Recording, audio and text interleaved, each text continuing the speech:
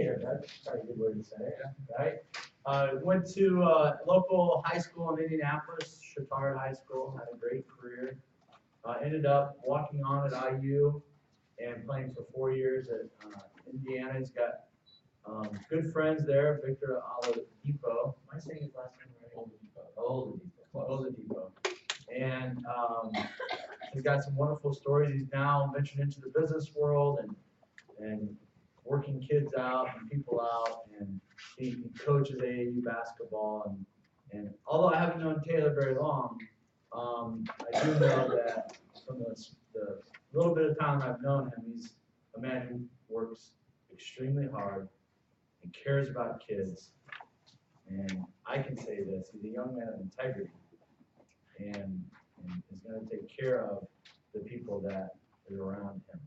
And so I asked him to come speak today because he's got a unique story and he's got some unique experiences. Okay, so our first speaker today is Taylor Ware.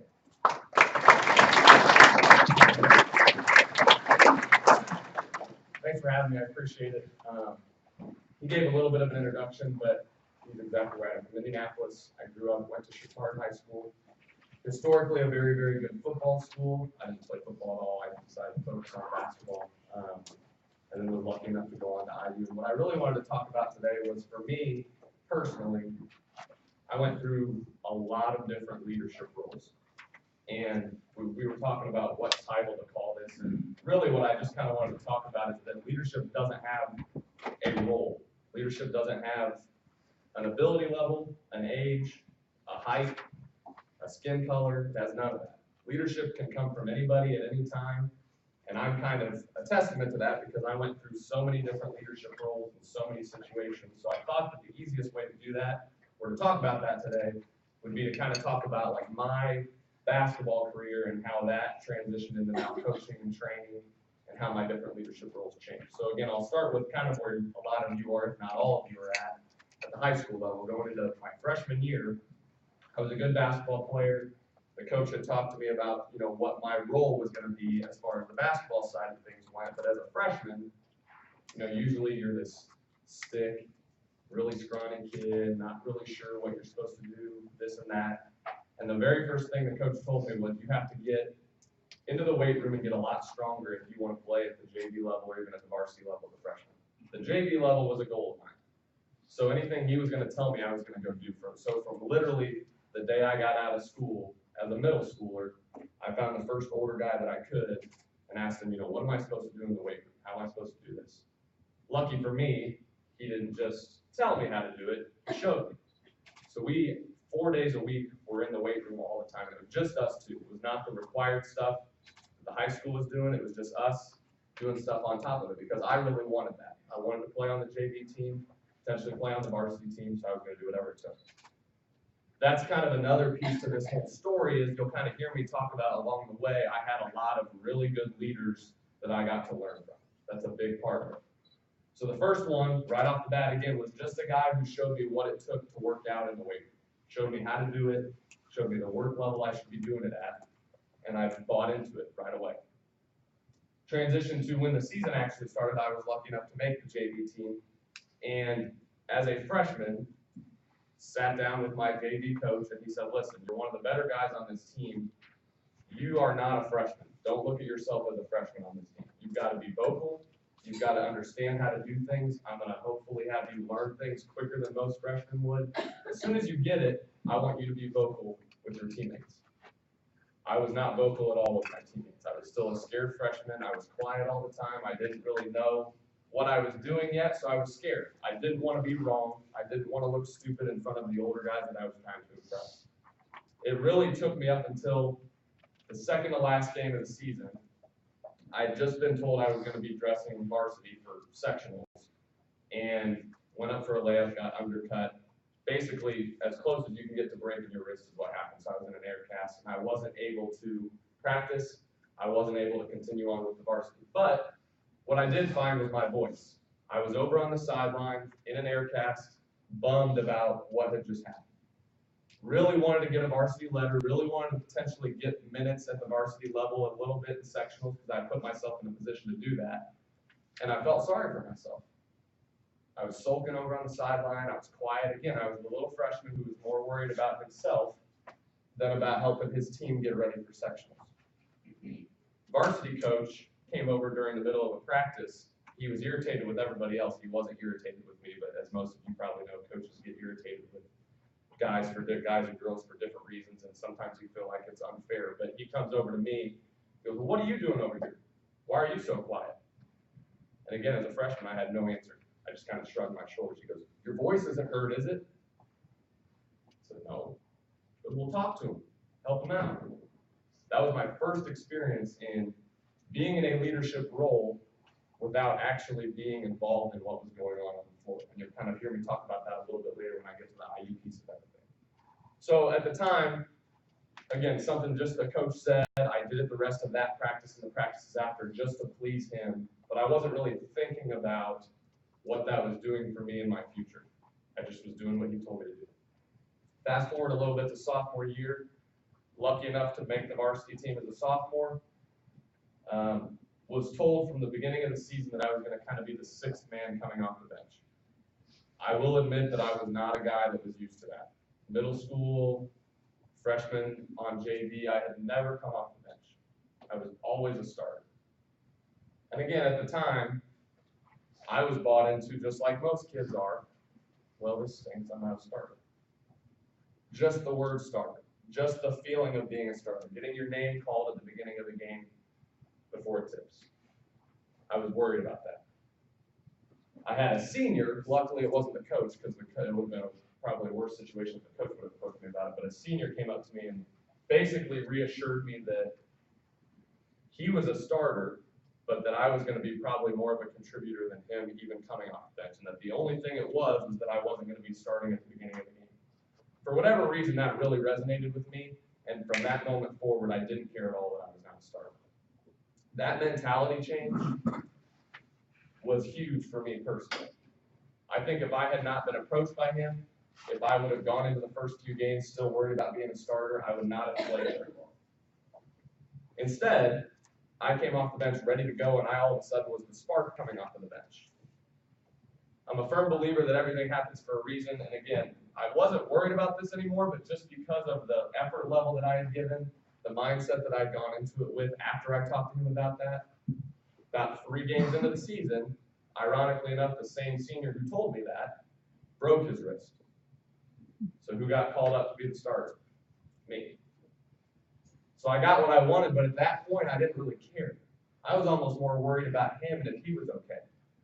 So I went and I talked to him, again, sophomore, quiet, still not really sure how much I should be talking as the youngest guy on the varsity team. I went to him to make sure he was okay and to talk through like, hey, listen, when you get back, you're going to be a starter again. Don't worry about it. Hopefully it heals quickly. And he looked at me and goes, don't say that. I was like, what? What do you mean? He goes, you solidify yourself as a starter. I don't want to be a starter when I get back. If I'm a starter when I get back, it means that you haven't done what you need to do in my absence. Again, for me, not something I thought about, but he's an older guy, smart kid, really was like a coach on the court. And he was the guy over on the bench that coach didn't have to tell him to talk to the guy when he was hurt. He was doing it all the time. So finished my sophomore year, roll into my junior year. My sophomore year, I guess I'll add this piece too. We went 16-5. We lost in sectionals. We shouldn't have lost in sectionals. We actually beat the team that was favored to win state in 3A that year by like 16. We were really good. Really fun team. A lot of really good leaders on the team. Again, guys that I got to learn from. But transitioning into my junior year, now I was forced into a leadership role because of all the guys coming back, I was one of 2 or 3 that had played the most varsity minutes. So just experience-wise, coach pulled me aside and said that I needed to be a leader. Some things administratively went on that year that I won't get into, but it was a tough year, both on the court and off the court. I guess I'll put it that way. So it was a tough year for me because I was still learning how to be a leader, and there were some things out of my control that I think affected the way that I did lead that team. At times I found myself a little bit upset with our situation, and again, more worried about that than I was about being vocal with the guys. So we were, I think, 2 games above 500. Honestly, this is one of the biggest regrets for me personally in everything that I've done, is I wish I would have been a better leader that year. I think me being a better leader, along with a couple other guys on that team, probably wins us 5 or 6 more games. But more than that, it would have been a far better experience for everybody, including myself. I figured that out too late, but lucky for me, I had my senior year left. Because I had figured that out, we had less talent the following year, in my opinion, than we did the year before. No change in the schedule.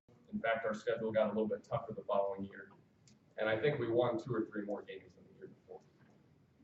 So it let me know, like I said, leadership doesn't have a role. It doesn't, if you're talented, that doesn't mean you're automatically a leader. If you're older, that doesn't automatically make you a leader. If you're 6'9", it doesn't automatically make you a leader, because if it did, I would have never been a leader. But it can make a difference. Because again, if you take that team my senior year and played them against the exact same team from the year before, and take everything else out of it, the team the year before probably smacks that team by 20. But given the fact that I had come into my own as a leader, I brought some other guys with me, that was the difference. And I'll give you one example of that.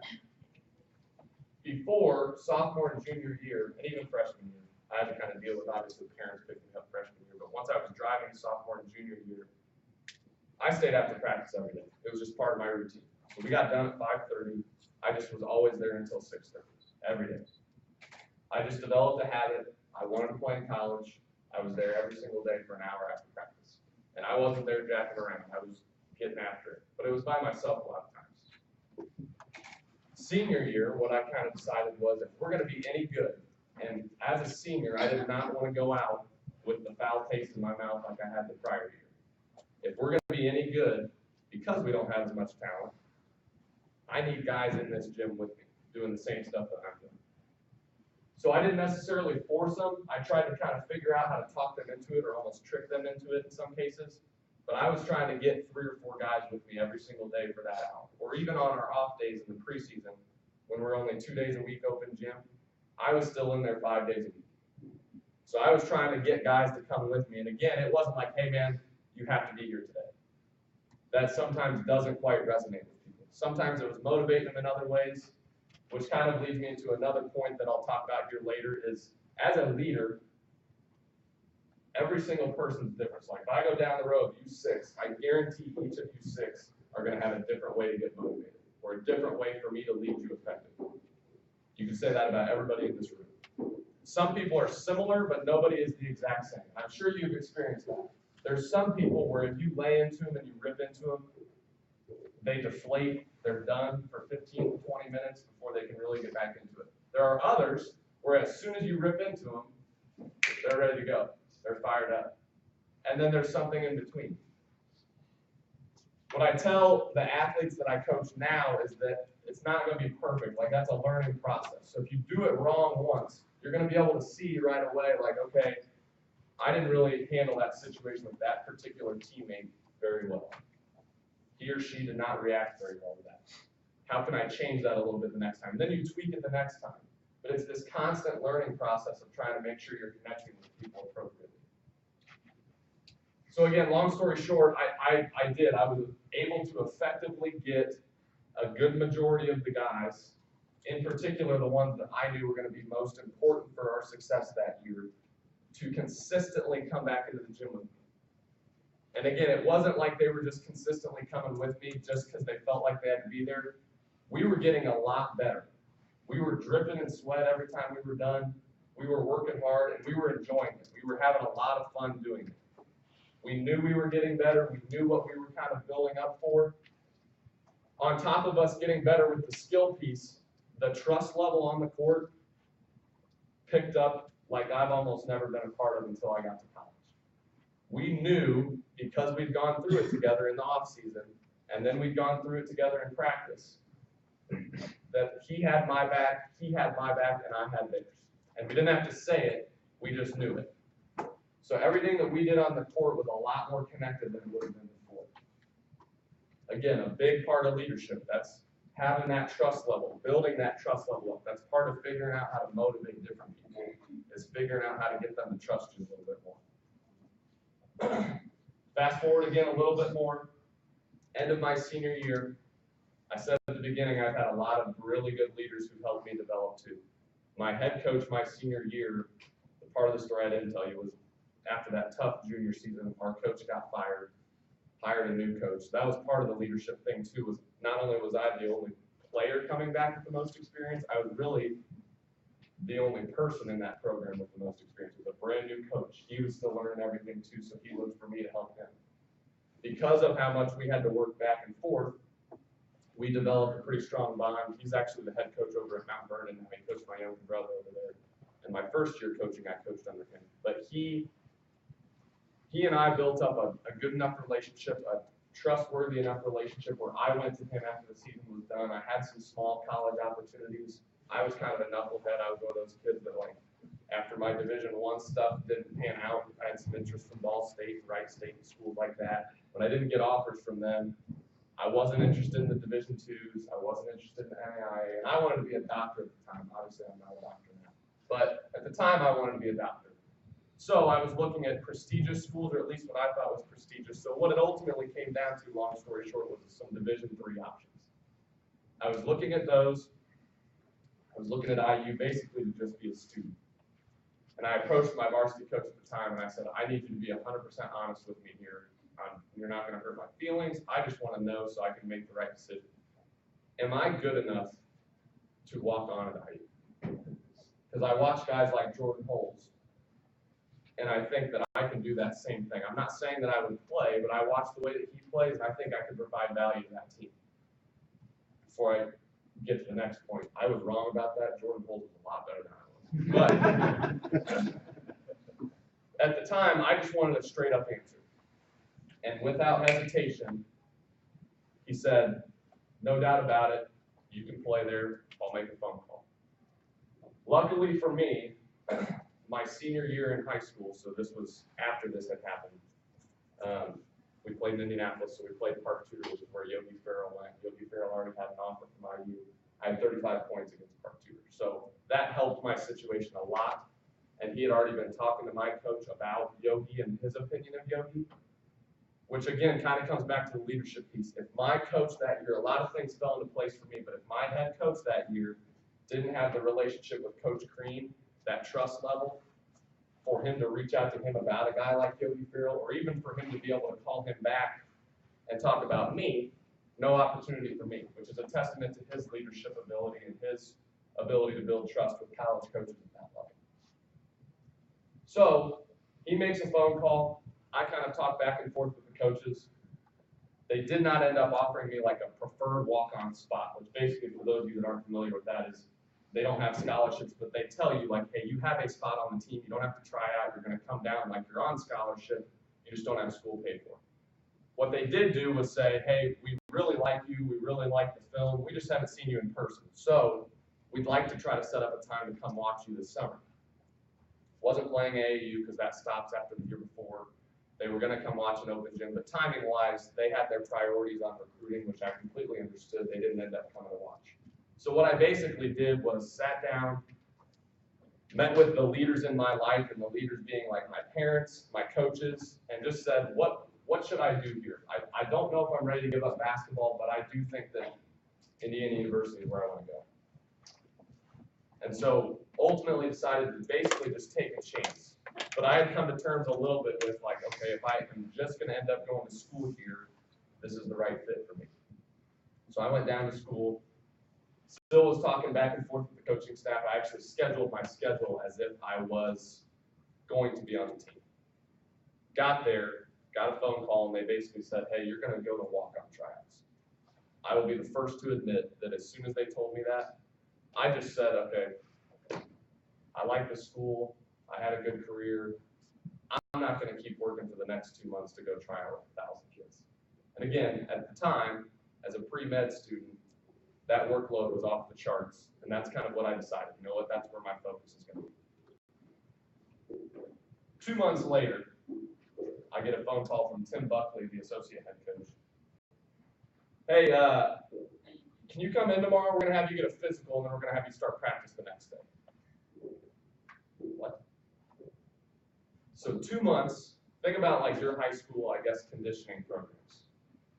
Multiply that by about 20, that's about the level of a college program is. But think about like how you kind of progress into everything.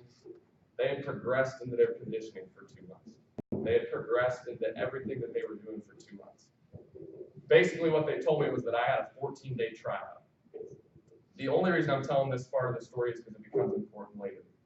I walked in the very first day, out of shape. I had basically just been playing pickup at the rec center at IU. I'd been lifting weights, but I wasn't like running. I wasn't really doing basketball workouts. I was just being a student. The first day that I walked in with, I won't even use names, but it was a guy who was 6'8", another guy who was 6'8", about 270, that guy was 6'8", 270, and then a 6'7" kid. And at the time, like in the preseason, the way that college basketball works is you can only work out 4 guys at a time for a certain period. So walking into that workout, I kind of smiled and I was like, well, I know what we're going to do. And so everything that we did some shooting drills, we did some ball handling stuff, but ultimately those were big guys. Like they started doing some big man drills. And the final drill that we finished with, and again, years later, and even at the time, I understood why they were doing it. The last drill that we did was, again, if you can imagine on a basketball court, you've got your 2 blocks, and then the rim's obviously right there. 2 guys on the block, 1 guy in the front of the rim. And the drill literally was, coach said, all right, I'm going to throw this thing off the backboard. You got to go get it, and you're going to play until somebody scores. So just one-on-one. I'm 5'11". I just kind of, again, told myself, you know what? This door's cracked open about that far. I'm going to do everything I can. I'm going to scratch. I'm going to claw my way. That was the most physical I think I've ever played. I was elbowing guys, punching them, doing whatever I could to even try to not just look like an idiot, basically. I knew I wasn't probably going to win, but was trying to not look like an idiot. We were playing to 5. I may be wrong about exactly what the score was, but I know I wasn't. I know I didn't have 0. I think I had ended up with 3 or 4 by the time it got done. And when I tell you I had 3 or 4, it was, even if I got the rebound, I would shoot it, and you guys have, I'm sure, all seen videos where guys or girls just like volleyball spike a block. It was that. I would get it, shoot it, boom. Get it again, shoot it, boom. But somehow, some way, I had to figure out how I could at least compete with that. Drill gets done. Losers had to run. I was gassed. And so it was just 2 down and backs in 22 seconds. A college court's longer. And I'm lining up, and I'm sure I looked like I was just completely out of it. One of the student managers comes over and goes, you're going to have to push it to make this time. And I was like, all right, I got it. Didn't make the first one. They said, all right, get back on the line. Again, gassed. Didn't make the second one. They go, we're going to be in here until you make this time. So I, again, gathered myself. The third one, I still probably wasn't going to make, but basically what I did was at the free throw line, like straight up Superman dove across the baseline just to try to make it. And I think, 1, because they felt bad, 2, because I looked like an idiot and slammed into the glass. They were like, all right, that's it. Well, Coach Green came over to me and he said, hey, if you keep doing that over the next 14 days, we'll have something to talk about once we get done. So again, I knew what they were trying to do. They were basically trying to make sure I was bought in enough, where I was tough enough, where I was going to work hard enough to be part of that group, and really to be able to be a walk-on in the Division I program, which again I'll get to here in a second. 14 days go by. They offer me a spot on the team. The main reason I'm telling you that story is this. As a leader, and especially for me, I spent my 4 years, not even mostly on the bench. I spent my 4 years on the bench. Like, I didn't play. But I was asked to be a leader of that team. A role that, again, I had never been in. I talked about how I'd never been in a role coming off the bench before. I had never been in a role where I literally sat on the bench every single game. Played like the last 2 minutes, if at all. Had to always be ready to play, but had to know there's a 99.999% chance that I'm not going to play today. And still had to be a leader because of it. The reason I was able to do that and to have the respect of my teammates and to be able to lead them like I led guys in high school was because of stuff like that drill. Because I put the same amount of work in. They knew that I wasn't as tall or as talented as a lot of those guys, But they also knew that I had their back if I needed to be in there. They also knew that I was putting in the same amount of work, if not more, to even be able to compete, or again, not look like an idiot at practice. So we start freshman year. We ended up winning 12 games. It was a tough year. The part that I think leads into the following couple of years is this. There's one event that I remember in particular, and again, I was lucky enough to learn from a lot of leaders and learn kind of how to be a better leader from this. We were out in Las Vegas early in the season. We played Colorado and Northern Iowa. Got just smacked by both. Two older groups, two teams we probably could have and should have beat, but they made us look just ridiculous. And after the second loss, a couple of our older guys told the coaches to get out of the locker room, which bold move given our coaches, but they said, get out, we're gonna have player meeting, player only meeting. Basically what we talked about, or what they talked about at the time, because again, I was the quiet freshman, again, I got quiet as a freshman, but they just said, if we want to turn this around, we gotta take care of it in here. The coaches are trying really hard to help us, but they can't do anything about it. They don't get to play. We are the ones that get to play. We have to come together in here right now and decide whether or not we are bought into this at practice, in games, because the only way we're going to turn this around, that Indiana across our chest is a target. It's literally a bullseye in the Big Ten. Everybody hates IU. If you're not an IU fan, you hate IU. I know. Trust me. So we just said, you know what? It's all about us. We've got to come together and do something about this. I still to this day believe that meeting, that one meeting that we had, was a huge part of what happened after that. The rest of the year, the results maybe didn't quite show it. But if you go back and you watch, we had a lot of games. Like we were at Wisconsin, which is a tough place to play, at Michigan State, a couple games at home. And we're like this close. We lost, but like this close, and we could feel how close we were to beating those teams. Then we beat Minnesota and Illinois at home, the first two ranked wins under Coach Green's tenure. So again, we knew we were this close.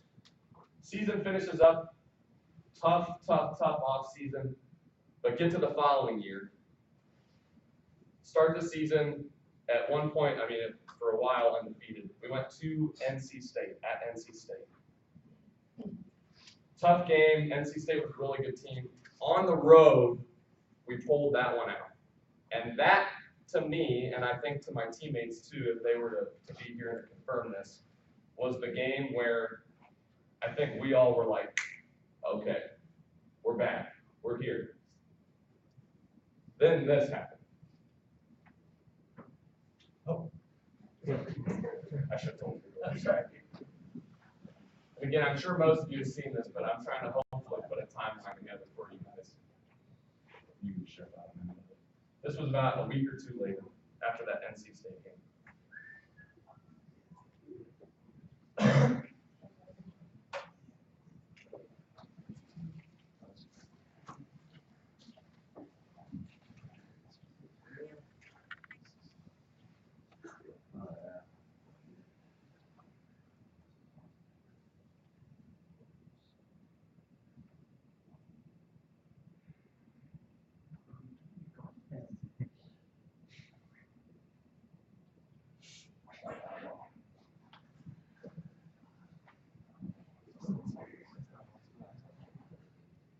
Before I get serious again, I'm going to make one comment. I was at the very end of the bench.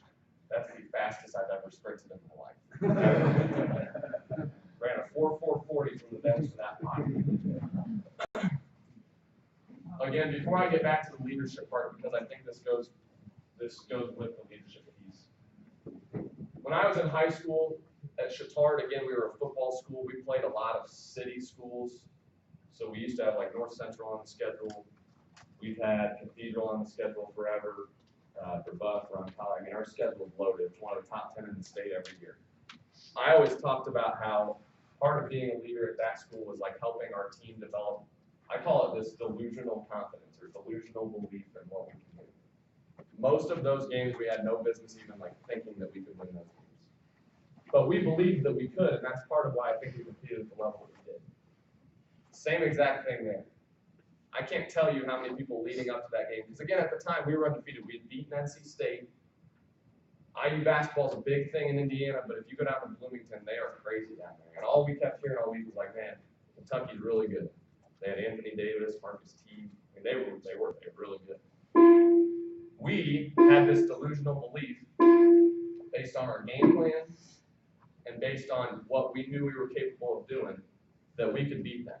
And we didn't just kind of think we could beat them. We literally knew going into that game we were going to win. In fact, we and the coaching staff knew so much that we were going to win. We got the day off after we beat them. Most people don't know this. The next day when we practiced, that still to this day is probably the hardest practice we've ever had. And that's saying a lot. We had some really hard practices. 4-hour practice. Coach Crean was on one the whole time. He thought we should have beat them by at least 10. Which, if you go back and watch the game, we did have an opportunity to kind of like put them away earlier. And obviously, the way that went down will go down for a long time in history of Indiana basketball. But he was not happy. He was not happy that we beat him. He thought we should have beat him by at least 10 more.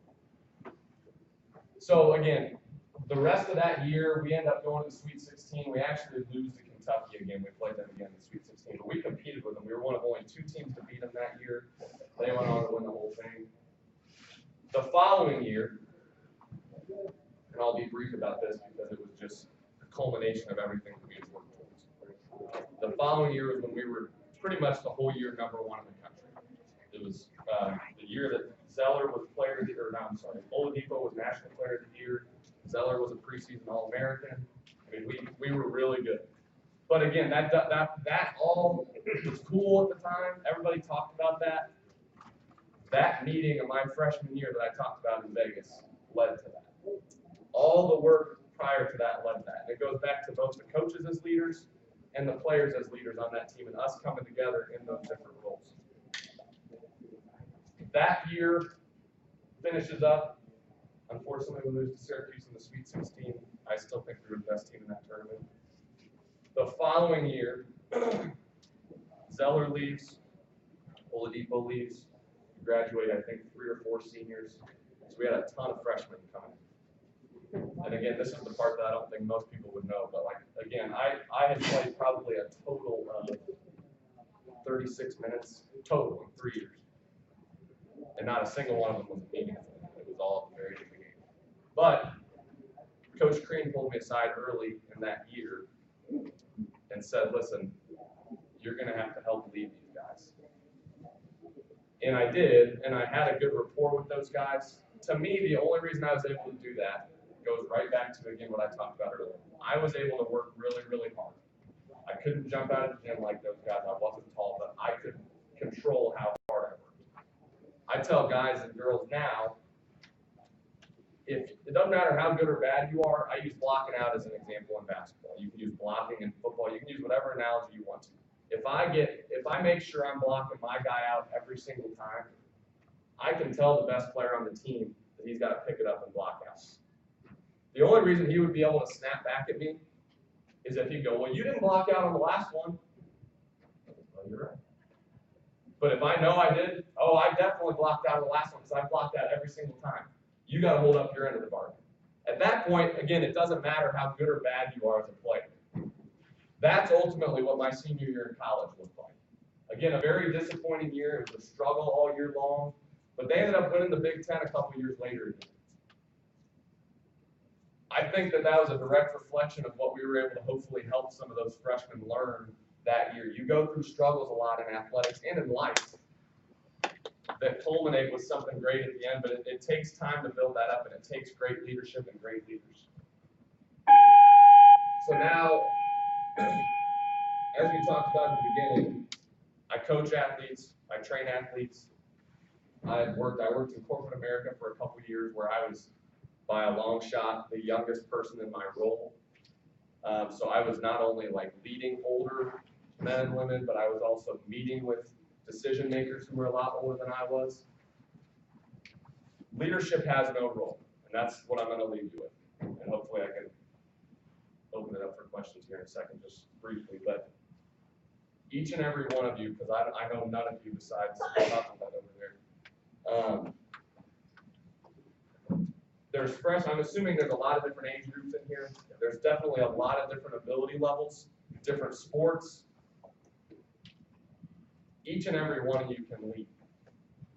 And it doesn't have to be a specific way to lead. You can lead by example. If you're a person that maybe is not super vocal, you can control your effort level every single day and lead your team, your classmates, your community by that.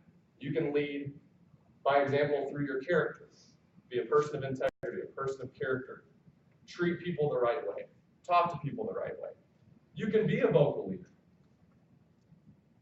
You can be one of those people who is vocal to teammates. It doesn't have to always be positive or negative. I was the idiot on the end of the bench who was doing like the 3-point celebrations with my teammates and stuff like that. That was a part of how I led those guys. I was the energy source. When we were down, Coach Crean would come down at the end of the bench all the time and be like, "What are you guys doing down here?" In the middle of a game, we're like, "Well, we're not going to play, so we don't know what you're talking about." But he wanted us to spark the energy on the bench, because in the middle of the bench was guys who they were upset because they weren't playing, or they just got pulled out of the game. We didn't care if we were going to play, but we could help those guys. So again, everybody has a role, but leadership in and of itself does not have a role.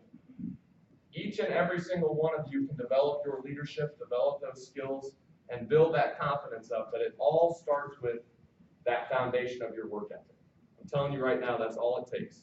If you can take that piece of it, control that, work extremely hard as you can all the time, and whatever it is that you do, then you can be a leader in whatever setting.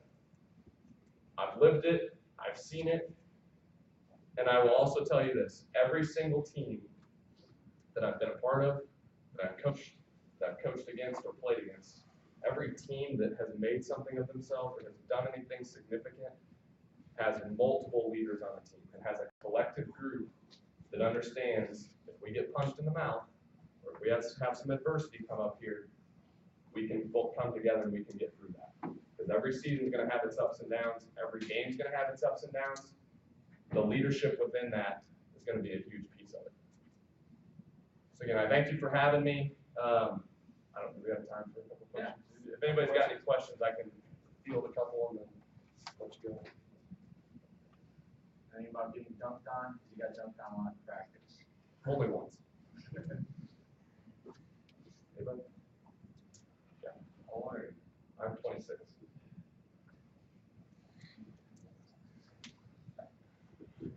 Good question. All right, guys, everybody up. Let's give them a round of applause.